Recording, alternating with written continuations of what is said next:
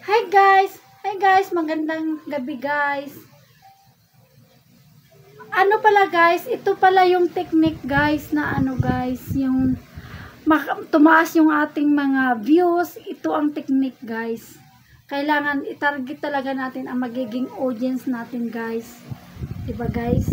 Para yung mai-post nating content ay sakto doon sa magiging audience natin, kung ano yung tinatarget nating audience.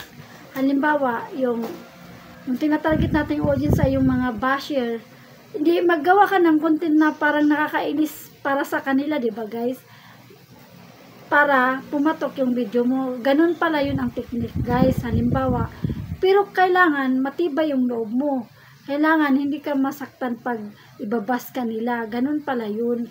Yung kung gusto mo ganun ang yung content mo, ng target mo yung mga basher, ay kailangan talagang handa ka. O di ba guys, handa ka sa mga bash nila. O di ba guys?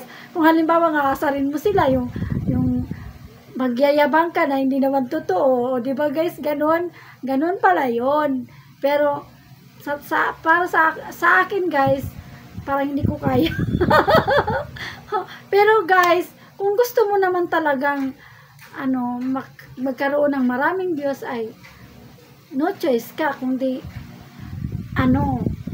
pagbigyan mo yung hamon na yun. Dahil gusto mo makakuha ng maraming views, di targetin mo yung mga basher. Di ba guys?